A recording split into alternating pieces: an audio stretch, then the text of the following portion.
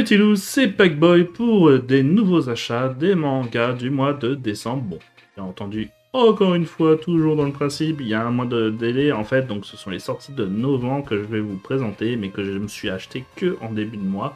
Normal, me direz-vous. Et cette fois-ci, donc, nous allons commencer comme d'hab par présenter les mangas que j'ai lus. Bon, j'en ai lu que 2, donc ça ira très très vite. Et ensuite, je vous présenterai les autres et donnerai mon avis tout le long. Et juste pour prévenir que ce mois-ci, il y aura peut-être une petite vidéo putaclic qui me valera, comme Breaking Bad, beaucoup de haine. Mais bon, maintenant, il n'y a plus les dislikes, donc justement, on peut plus trop voir qu'on m'a détesté pour des avis fort intéressants. Mais derrière, donc c'est une des séries qui a été à la mode il n'y a pas longtemps et que je trouve qui n'est qu'un simple plagiat de mangas que eux je trouve excellent. Donc vous aurez peut-être compris de quoi je parle. Moi je vous dis donc à bientôt pour le mois de décembre qui sera fabuleux avec des petites vidéos bien sympathiques. Bien entendu aussi, si vous le souhaitez, je peux aussi faire une vidéo de présentation des trucs que je vends parce que magnifique Artbook, cartes Yu-Gi-Oh, Pokémon, Dragon Ball Z qui sont super rares et inédites et en plus à pas trop cher. Donc moi je vous le recommande. Je ferai peut-être une vidéo mode Noël tous les jours un petit peu avec justement le petit achat du jour pour vous donner envie. En attendant donc je vous présente les mangas du mois et nous allons commencer donc par ceux que j'ai commencé à lire avec DeadTube tome 16. Alors DeadTube tome 16, donc on continue cette fois-ci d'ailleurs et un petit peu moins putaclic.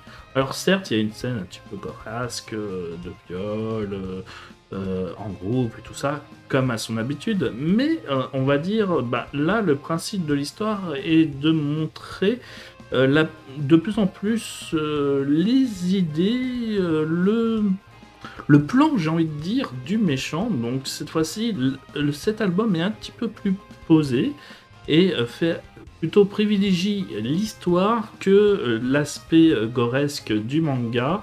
Alors bien entendu, donc comme je vous l'ai dit, c'est un manga qui est interdit moins de 16 ans, qui est vraiment très très violent, très très gore et qui a beaucoup de choses crues dedans et beaucoup de cruauté, donc je ne le recommande pas à tout le monde bien entendu, mais là encore une fois, en fait il y a ce côté joueur qui est beaucoup plus plaisant et qui m'amuse beaucoup. En fait il y a vraiment ce côté déconnecté, surtout dû à l'aspect justement réseaux sociaux et critique du réseau social et du cinéma aussi un petit peu, puisque avec le fait que le héros principal se sent moins concerné dû au fait qu'il porte une caméra devant lui, voilà, qu'il y a cette déconnexion entre le caméraman et ce qu'il filme, qui est une assez bonne critique, et c'est pour ça que moi j'aime beaucoup ce manga, c'est qu'il va très très loin dans ses penchants et qu'il ne se limite pas tout simplement à juste la propre morale de l'auteur. Là, tu sens que l'auteur veut aller jusqu'au bout de ses idées, de son absurdité et de son gore, tout en proposant donc une histoire assez bien construite et assez intelligente, pour peu qu'on aime bien le genre, enfin le sous-genre des films d'horreur, des roguro, tout simplement, et qui certes pourrait paraître un petit peu plus tactique, mais justement c'est ça qu'on souhaite un petit peu dans ce genre de film, c'est que nos pulsions folles soient assouvies dans ce truc-là. Et d'ailleurs, moi j'ai beaucoup plus de difficultés à lire des histoires d'Eroguro des années 70 de l'auteur de l'école emportée, donc Umeo, ou de ceux de l'anthologie de Rango et d'Okawa, puisque justement ils étaient juste crus, juste cruels et en même temps très réalistes. Avec certes peut-être un petit côté fantastique, mais là c'est tellement surexagéré, le dessin aussi est très surexagéré que derrière en fait j'ai pas autant de ressenti de dégoût dans DeadTube, j'ai plus l'impression de défouloir que de violence en fait. Il y a beaucoup plus de décalage, moi je trouve, par rapport à la violence du récit que dans d'autres mangas, et c'est pour ça que j'apprécie énormément encore l'œuvre qui va jusqu'au bout de son délire, tout en offrant assez quand même de recul à part toute cette violence via la mise en scène, via son style graphique et pas trop via son scénario, mais comme je vous l'ai dit, via donc son excès tout simplement qui en devient plutôt un sort de Evil Dead 2, voilà, plus humoristique que Evil Dead 1 qui pourrait paraître beaucoup plus violent. Ensuite, donc, l'autre manga que j'ai lu, c'est Jujutsu Kaisen tome 12. Donc là, on continue encore le combat sur Shibuya. Alors si le tome 11 était rempli donc d'histoires qui vont faire avancer le récit dans le futur avec beaucoup de d'histoires et de situations qui sont très importantes pour la suite du récit, avec des nouveaux personnages qui arrivent. Là, ce tome-là, le tome 12, bah, c'est très simple, il n'y a que de la baston. C'est vraiment là que des scènes d'action. Alors toujours fun, hein, et ça passe super bien, mais ça se lit beaucoup plus vite, par exemple, que le tome 11, qui avait ses révélations. Là, c'est vraiment plutôt les dialogues sur la stratégie, sur la stratégie des combats, comme vous avez l'habitude de voir dans Jujutsu Kaisen, avec des pouvoirs, des explications de pouvoirs, des retournements de pouvoirs et de situations pour permettre de rajouter encore plus d'aspect stratégique, un petit peu à la JoJo ou à la Hunter x Hunter de Jujutsu Kaisen, et franchement, donc bah, ça passe en tout cas super vite et super bien. Et derrière, bah, ça veut dire que donc le volume 13 sera peut-être un petit peu moins rempli de scènes d'action pour être cette fois-ci un mélange entre les deux, puisque là on sent qu'ils arrivent très vite en fait au personnage principal qu'ils essaient de retrouver, et derrière donc enfin donc apporter peut-être bientôt un combat final, même s'il reste encore 2-3 combats je pense encore à tenir, et il y a des petits trucs qui sont disséminés dans ce tome qui appellent à une suite et qui donc seront sûrement expliqués dans le prochain tome. Donc je vous ai dit, je pense qu'il y aura des scènes de combat, mais il y aura de nouveau un petit peu plus de discussion et de parole, puisque ce tome-là, ça a été vraiment plus du plaisir, du divertissement, avec les scènes de combat, mais aussi, par contre, il a disséminé ici et là des petits sujets qui seront sûrement abordés par la suite. Donc, c'est pas un manga, c'est pas un tome totalement inutile, au contraire, c'est un tome vachement fun, mais derrière, qui apporte aussi ces petits trucs, beaucoup plus rares, effectivement, que le tome précédent. D'ailleurs, j'ai envie de dire, c'est peut-être parce que le tome précédent, il y avait beaucoup de nouvelles révélations, beaucoup de nouveaux personnages, et tout, qui viennent du tome 0, justement, que, justement, là, dans ce tome-là, on a l'impression vraiment que de voir des scènes d'action, parce que, justement, par rapport en contradiction au tome précédent, il y a beaucoup moins de choses à savoir et à apprendre dans ce tome. Passons maintenant avec justement les mangas que je n'ai pas lus, et nous allons commencer par les chefs-d'œuvre de Junji Ito, tome 1. Donc Mangetsu a prévu de sortir tout ce que Junji Ito a fait, un petit peu comme Delcourt Tokama avait fait. Pardon. Non, je ne suis pas Covided. Mais donc là j'ai juste un chat dans la gorge. Ça peut arriver. Et donc là, les chefs-d'œuvre de Junji Ito, ça ne fait normalement, je dis bien normalement, je ne les ai pas lus, comme je vous l'ai dit, ça ne fait pas partie des choses que Delcourt Tokam a sorti, alors que pourtant ils en ont sorti beaucoup, énormément de titres avec plusieurs petites histoires, plusieurs one-shots. Donc moi je me dis pourquoi pas. Il y a Tomie qui est ressorti aussi, mais je l'avais déjà, donc je me dis je vais pas le racheter. Là, les chefs-d'œuvre méconnus de Junji Ito, je me suis dit, bon, effectivement, s'il y a de l'inédit, je ne dis pas non. Donc j'espère retrouver un petit peu l'appétit qu'il avait pour les références à la Lovecraft. C'est vrai que Censor et La Déchéance d'un homme, bon, alors La Déchéance d'un homme, c'est pas du tout un manga horreur, donc c'est normal que ça ne fasse pas peur et qu'il n'y a pas cette ambiance gore et surtout assez pesante des autres mangas de Junji Ito. Mais Censor, par exemple, on va dire, à la fin du tome, comme le dit Chef Otaku aussi, et ça j'étais vraiment d'accord avec ça, l'auteur le dit lui-même qu'il avait prévu des choses et qu'au final il s'est laissé transporter par les personnages pour faire avancer son histoire. Et en sort justement donc un véritable petit problème, c'est une certaine improvisation par rapport au titre.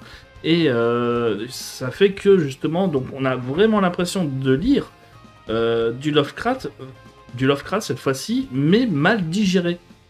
A contrario de Spiral, qui lui était carrément assimilé et faisait en sorte que justement Junji Ito était une sorte de référence, était une sorte d'inspiration pour l'auteur Junji Ito, mais aussi qu'il avait dépassé ce stade de l'inspiration et tout pour en créer son propre schéma, sa propre œuvre, à contrario de Sensor qui paraît beaucoup trop Lovecraftien et donc un petit peu trop plagié sur ce genre d'univers, à contrario, encore une fois, comme je l'ai dit, de Spiral, qui est pour moi son chef-d'œuvre. Et c'est ce que j'espère retrouver avec ces chefs-d'œuvre de Junji Ito volume 1. C'est plusieurs petites mini-histoires, sachant qu'il fait de très très bonnes mini-histoires. Je pourrais pas citer les titres parce que j'avais pas trop aimé le gamin, le Soichi, mais le journal de Soichi, si je dis pas de bêtises. Mais par exemple, la limace abandonnée, je crois que ce recueil d'œuvres était vraiment pas mal. Il faudrait que je retrouve les titres que je pensais, mais en tout cas, pour les chefs-d'œuvre méconnus de Junji Ito, là, j'espère encore une fois être surpris. Tokyo Revenger, tome 15. Alors, nous continuons encore sur des mangas que je n'ai pas lus, donc je ne pourrais pas donner mon avis, mais là, nous rentrons encore une fois dans une nouvelle ère. Et cette fois-ci avec...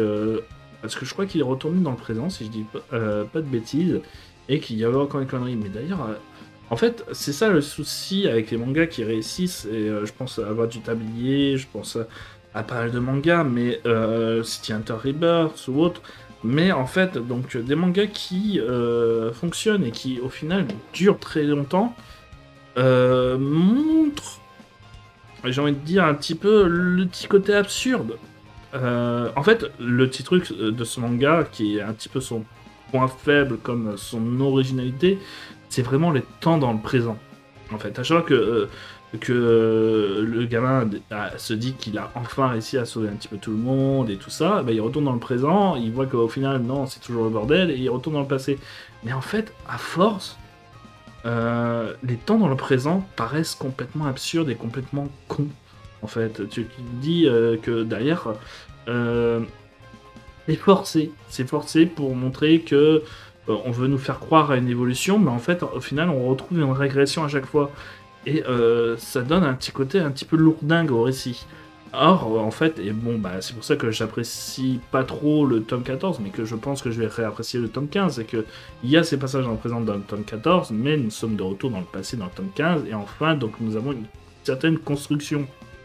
Là, on a une certaine répétition dans les temps dans le présent, que c'est toujours le même schéma, c'est le gars qui dit « Ah putain, bah en fait ça s'est bien rangé, ah bah non, en fait non, il y a pas de truc, ah bah merde, c'est même encore pire en fait, et bah, je retourne dans le passé. » Non, il n'y a pas cette impression d'évolution, d'histoire qui continue, à contrario des temps dans le passé, où justement, donc il y a une certaine construction, un petit peu, souvent un petit peu les mêmes, mais voilà, on se retrouve avec Mac et compagnie qui s'amusent avec le héros. Et derrière, il y a un nouveau gars qui veut foutre le bordel, ou un nouveau groupe, et tout, puisqu'il s'associait à l'ancien ennemi qui était chez eux auparavant, enfin, toujours. Et ensuite, à la fin, ils vont devoir se combattre, et lui, il sait toujours pas se battre, mais il sera aidé, mais c'est parce que, justement, il est honnête, il est sincère, que, justement, derrière, ben, tout le monde le pardonne à la fin, ou sont émus par son histoire. Bon, j'ai envie de dire, oui, ça peut être sympa, mais encore une fois, donc, l'histoire est très très bien, et elle reste très très bien, Tokyo Revenger. Mais à cause de ce schéma très répétitif, et qui est beaucoup trop répété, on suit donc derrière, on touche dans le côté absurde et fait augmenter encore plus l'impression de schéma trop construit et plus trop naturel. Et c'est dommage, en fait. On a vraiment l'impression de suivre un jeu vidéo avec level 1, level 2, level 3, plutôt qu'une histoire véritablement construite, et ça déshumanise le récit. Ce qui est dommage.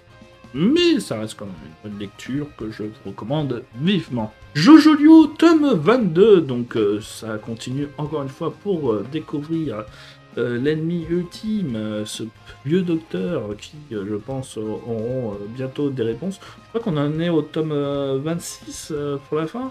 Si je dis pas de bêtises, de Jojo Lion.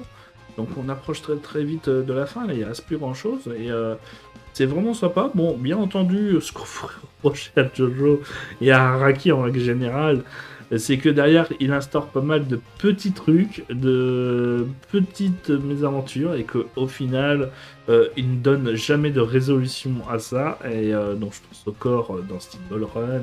Je pense là, justement, à la fusion entre Kira et Josuke. Non, franchement, parce que. C'est assez marrant à quel point tu te dis que bon, il y a certains points du récit qui seront jamais abordés. Ouais, bon, ça sert à dire quelque chose d'en créer le point d'orgue du récit, hein, j'ai envie de te dire. Bon, après, il y aura quand même une certaine résolution par rapport à ça, donc je vais pas critiquer. Mais par contre, ce tome 22, je ne me souviens pas l'avoir lu en scan, donc là, je vous parle un petit peu de la fin de Jojo Lion.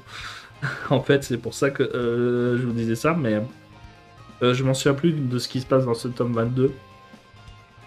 Je pense qu'il y a de nouveau un petit combat un petit peu toujours formé en mensuel, et comme je critiquais justement dans les précédents titres, qui sera un petit peu plus longué que d'habitude, mais bon, en même temps on approche un petit peu des ennemis ultimes de cet arc, donc c'est normal que un petit peu les personnages prennent plus de temps à affronter leurs adversaires. Bon, un petit peu trop, hélas, par moment. Mais bon, faut se contenter de ça. L'attaque des titans, tome 34, et donc on se retrouve avec son final. Oui, j'avais pas acheté, j'avais complètement oublié sur le coup d'aller le chercher. Et enfin, je l'ai cherché, comme ça j'ai ma collection complète de l'attaque des titans, tu vois. Et effectivement, donc la fin avait fait polémique. Bah, moi, je vous dirais d'aller sur mes vidéos de la fin de Shingeki Kyojin est problématique. Pour connaître mon avis sur le sujet, moi j'avais apprécié la fin. Par contre, donc j'ai vu les pages qui ont été rajoutées pour le tome 34 et apporter un petit peu plus un petit peu plus d'épilogue à cette série. Donc l'épilogue, c'est ce qui se passe à la fin du récit, sûrement des années plus tard, pour donner, on va dire, une petite idée de ce qui se passe à la fin. Et il y a un certain point d'éléments, notamment Misaka et son partenaire, qui me font dire quand même que l'auteur est vraiment un bel enfoiré avec Eren, j'ai envie de te le dire. Au final, en fait, il l'aimait vraiment pas, ce personnage, pour lui faire subir tout ce qui était le pire pour lui. Hein. Donc je me suis dit, on aurait pu s'en passer. Tu vois, je me suis dit, non, c'était pas la peine. Voilà, le fait que Misaka soit enceinte et qu'on ne soit pas sûr de qui, moi je trouvais ça beaucoup plus intéressant. Après, chacun son choix, chacun sa vie, chacun son destin, tu vois. Voilà. C'est comme ça, hein, mais ça reste quand même un truc intéressant. L'attaque des titans, ça reste quand même une bonne œuvre, plus ou moins tout le long, en tout cas, avec de légères fausses notes, mais qui reste quand même un incontournable pour ceux qui aiment les mangas. Yu Yu Hakusho Star Edition tome 1 et 2. Bon, je n'ai pas le tome 1 parce qu'il est en rupture de stock. Tu me diras, bon, non, c'est un chef-d'œuvre. C'est une des meilleures œuvres de tous les temps, Number 5, justement pour moi. Donc, obligé de la racheter. Même si les couvertures sont dégueulasses. Bon, enfin, dégueulasses. Dessin de Yoshihiro Togashi, voilà. Bon, après, le côté qui a une frise, sur le côté, moi je trouve ça intéressant. Voilà, mais j'aurai toujours de toute façon l'ancienne édition, donc je garde les deux. Hein, voilà, j'aurai même l'édition de luxe un jour, s'ils décident enfin de la sortir, j'ai envie de te dire, parce que là c'est pas encore prévu. Ça qui est dommage, et un petit peu con, j'ai envie de te dire. Mais en attendant, bon, bah, je me contente de la Star Edition qui est sortie au Japon. Donc les couvertures dégueulasses, on peut pas le reprocher à Canard. Par contre, les couvertures de la première édition qu'ils avaient retouchées, là, on peut les insulter de ce qu'on veut, puisqu'elles étaient un petit peu dégueulasses, leur fond et tout ça. Hein. On aurait aimé avoir les tomes originaux, mais bon. On aurait pu les ressortir d'ailleurs avec les tomes originaux. Je dis ça, je dis rien qu'à là, mais bon, hein, je ne sais pas si la Star Edition était le meilleur choix pour découvrir cette série. Bien entendu, donc cette édition, moi c'est parce que je suis une pute de Togashi Toriyama que je l'ai racheté, mais concrètement cette réédition concerne uniquement ceux qui n'ont pas connu la série, qui ne l'ont pas acheté à l'époque, et pour la redécouvrir, et qui pourtant reste toujours un sommet. Ils ont bien fait d'ailleurs de sortir les 2 premiers tomes d'un coup, parce que c'est vrai que ces 2 premiers tomes sont un petit peu déconnectés du reste. C'est vrai que le côté chasseur de démons, un petit peu plus classique, Neketsu, s'aborde uniquement à partir du tome 3. Les 2 premiers tomes, clairement, donc Yoshihiro Togashi voulait faire autre chose, ne voulait pas faire du Neketsu de combat. C'est, bon, on va dire, je pense, les mauvais votes et sûrement des décisions de l'éditeur qui a fait changer Yoshihiro Togashi en cours de route sur son sujet. Mais derrière, bah, c'est pas négligeable puisque ces 2 premiers tomes sont bien. Et effectivement, ça aurait été difficile d'en faire une histoire de plus de 19 tomes et quelque chose d'intéressant sur le sujet. Là, donc, derrière, on a donc 2 tomes parfaits, qui durent pas non plus des tonnes et des tonnes, et qui sont parfaits pour ce que ça voulait raconter. Et derrière, ben justement, donc, bientôt, on aura à partir du tome 3, ce qui fait tout le sel de ce manga. Et bien entendu, bon, voilà, les arcs un petit peu moins bons au début. Moi, je pense que ça décolle vraiment, c'est vrai, plus à partir du tome 5-6, quand on aura plutôt un quatuor de héros et non plus un duo. Donc vous comprendrez pourquoi, mais c'est vrai que les 2 personnages qu'on va découvrir dans le tome 3, mais qu'on ne reverra pas avant longtemps, seront déjà 10 fois plus intéressants quand ils seront là que lorsqu'ils ne sont pas là. Puisque c'est vrai que nos 2 héros principaux sont surtout des furios, et donc sont pas très très intelligents, et donc n'ont pas trop on va dire d'histoire. Bon, ils en ont. Mais c'est vrai que leur caractère est un petit peu trop brut pour tenir sur 19 tomes aussi. Mais ils sont cool.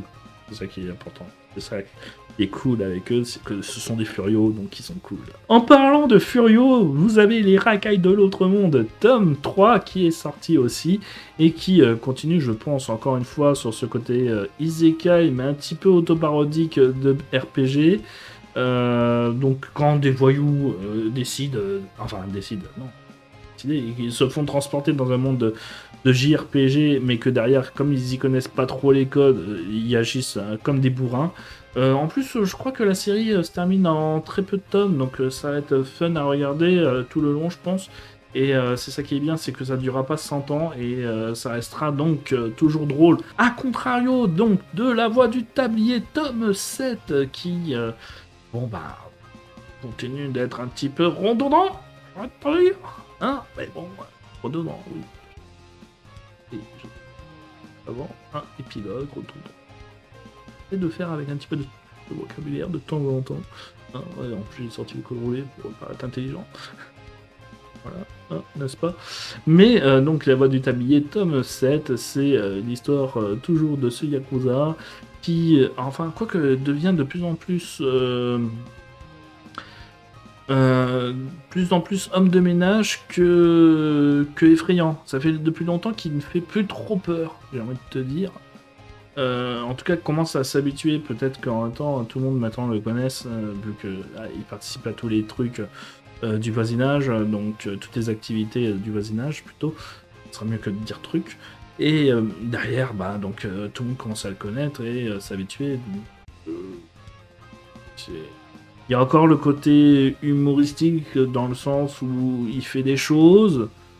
Il fait par exemple de la cuisine, il fait par exemple du ménage, mais de manière trop intensive. Donc c'est ça qui fait un petit peu rire.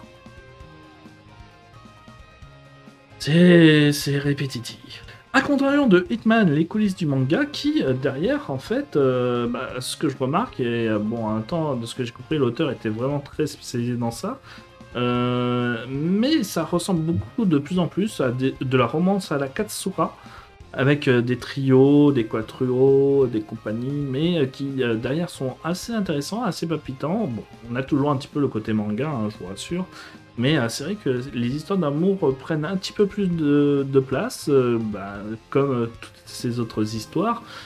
Les coulisses du manga deviennent plus ou moins un prétexte pour l'histoire, mais moi je trouve que les histoires d'amour de Akatsura sont vraiment géniaux.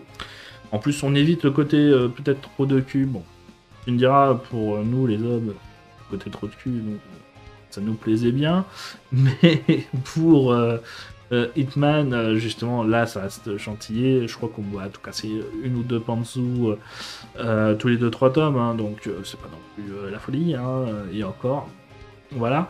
Mais non, les relations humaines se connectent bien, ça paraît pas non plus forcé, ça ne paraît pas cliché, et surtout ça paraît pas gnangnan. Donc franchement, ce sont des histoires d'amour qui, je trouve, pourront plaire plus facilement à des hommes, puisque justement, ça va, encore une fois, pas de manière idéalisée, en fait, avec la femme parfaite, l'homme parfait, qui veut sauver tout le monde, et tout ça, enfin, comme certains shoujo, hein, comme je pense mon histoire. Voilà, non, il y a quand même des petits rebondissements de certaines histoires. Bon, ça reste gentillé. Par contre, hein, il n'y a pas les trucs un petit peu plus violents qu'on voit dans Is ou dans Video Girl Eye qui sont abordés, c'est dommage. Mais non, ça reste quand même un petit peu soft dans son histoire. Mais ça fait good feeling, un petit peu comme une histoire d'amour romantique à l'américaine.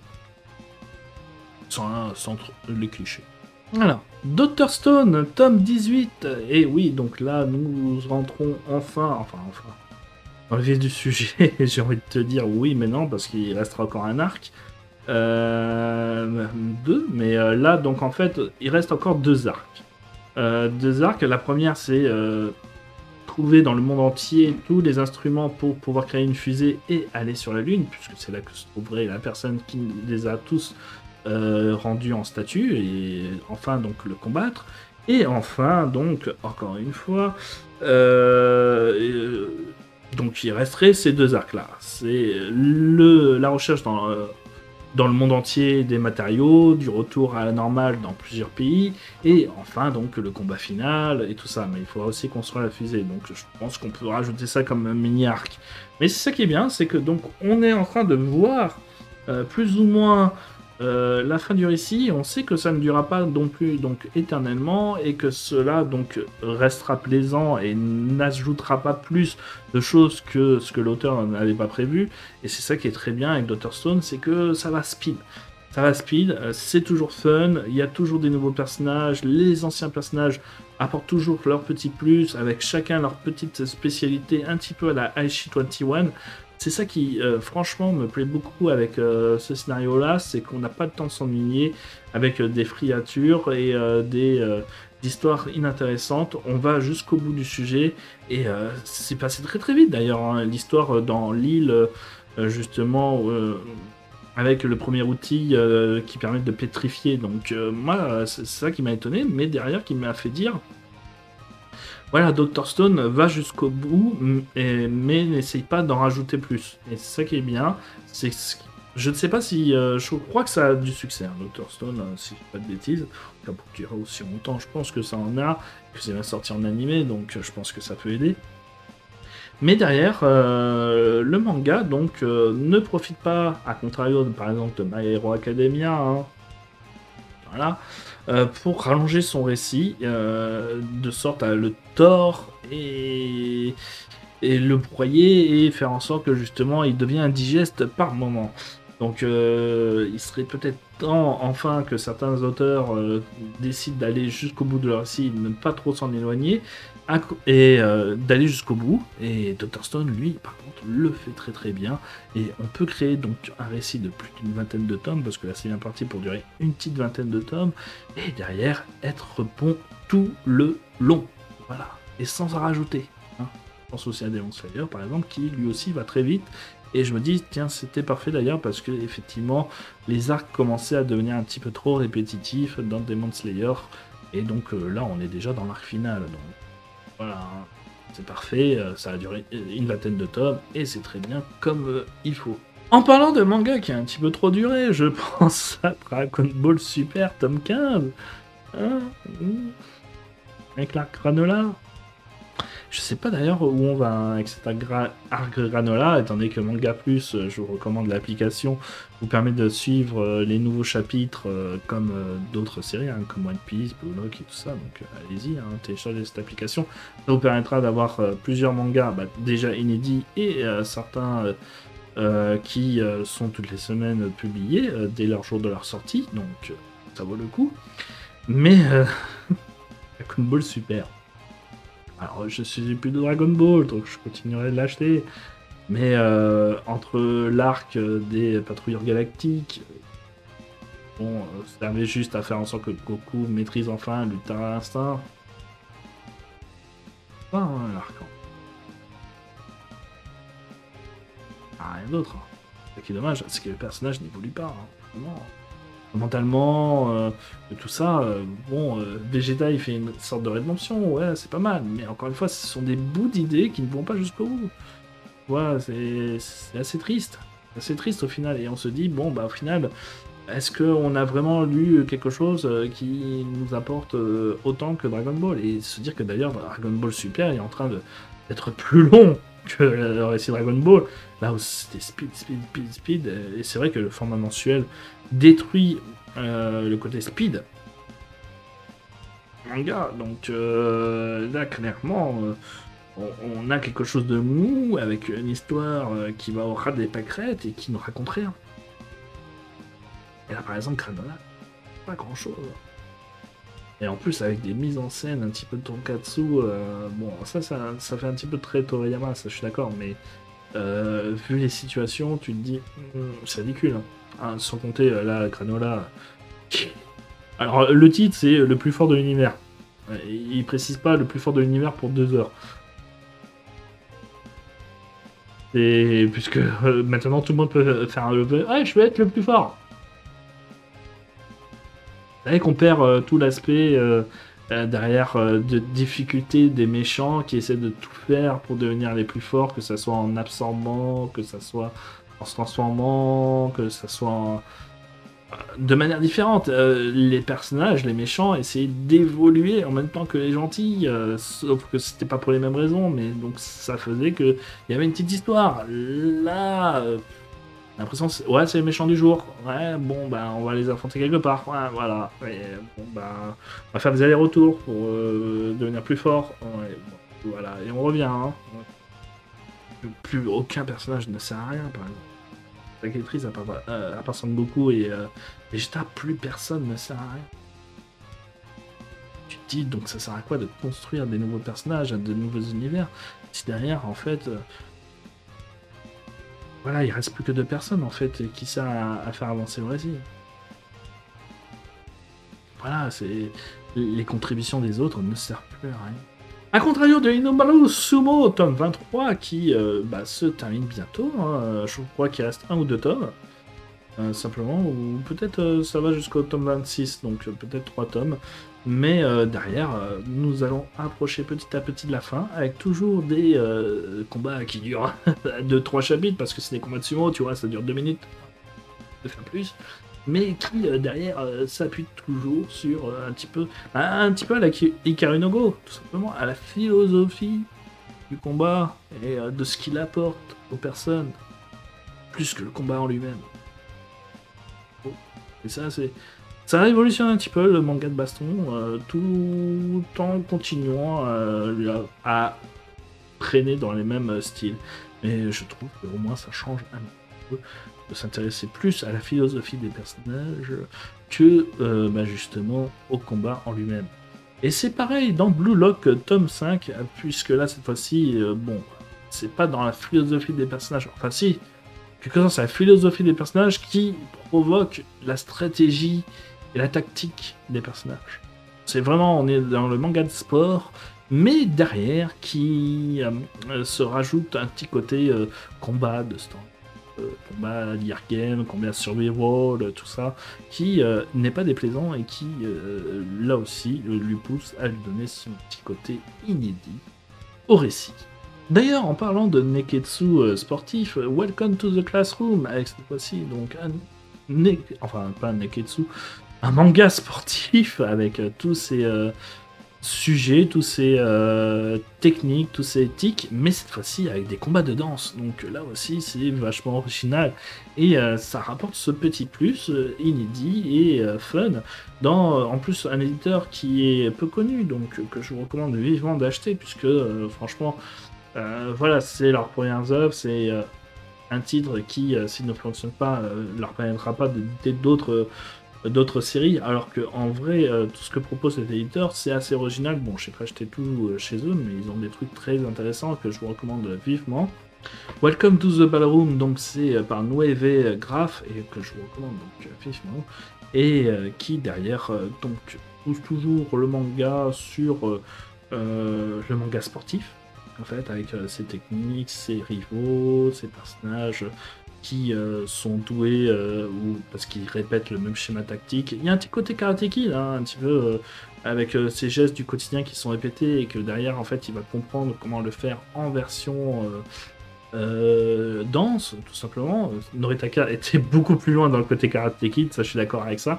Et on va dire Welcome to the Ballroom, c'est un petit peu plus, c'est carrément un peu réaliste par rapport à Noritaka, donc derrière vous verrez que c'est toujours quand même pas absurde comme un manga de cuisine, j'ai envie de dire, ou comme par exemple il y a un Captain Tsubasa, ouais voilà, c'est un petit peu surréaliste Captain Tsubasa quand il pense avec tous ces gens qui sont plus blessés que qui jouent au foot. Franchement je savais que le foot c'était pas un sport non plus safe, hein, quand je vois tous les joueurs du PSG qui sont blessés au bout de 2 jours à chaque fois, hein. N'est-ce pas Sergio Ramos, j'en peux plus, ou Verratti, ou Pastore, putain, ou casser les couilles. Mais derrière Welcome to the Ballroom, bah, c'est quand même un manga qui propose pas trop de gens blessés, mais qui combattent plus ou moins avec des certaines danses, avec une certaine motivation, et derrière, ça fait qu'on est pris dans le jeu de la mise en scène et dans le délire, et qu'on est capté par justement ces combats de danse, ces concours de danse et ces techniques de danse. On apprend un petit peu.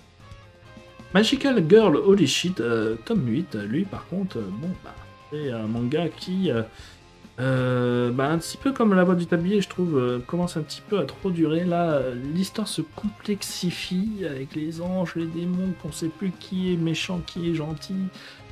Puisque justement, par rapport au statut du personnage principal, qui est une pauvre conne et qui, derrière, mais est quand même en train de sauver tout le monde, enfin... Ils essaient de créer une histoire sur une parodie de Magical Girl au départ. Donc derrière en fait ça fait un petit peu forcé pour faire durer le récit et pour lui changer son ton en ton sérieux.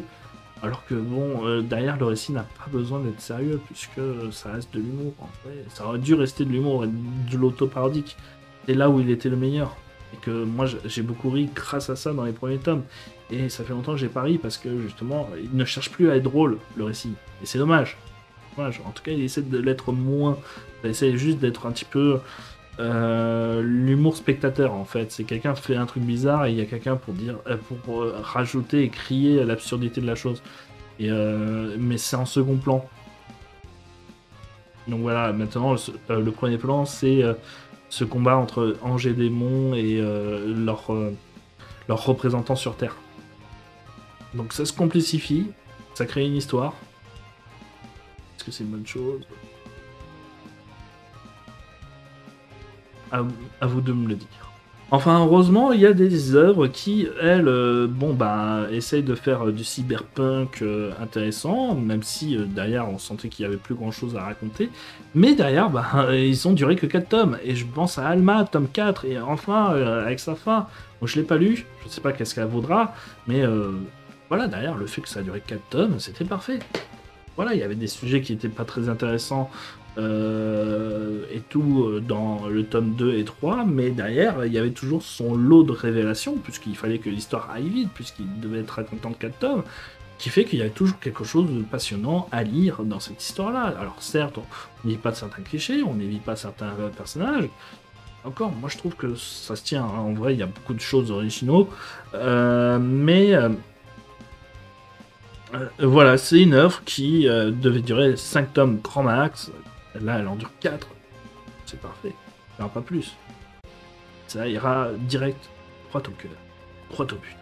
Un petit peu comme cette vidéo qui allait droit au but. Là, cette fois-ci, donc, me durait 42 minutes pour une dizaine de mangas. Hein, c'est pas mal.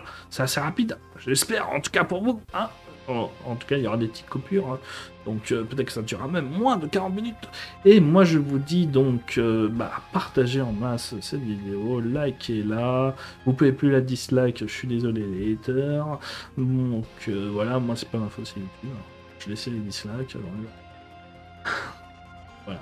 Et moi je vous dis à une prochaine pour des vidéos très intéressantes, et je vais essayer de tourner des courts-métrages ce mois-ci. Donc moi je vous dis, restez sur place, il y a des choses très intéressantes qui arrivent sur la chaîne, en tout cas pour 2022, peut-être même pour déjà fin 2021. Et sur écoute, moi je vous dis à une prochaine.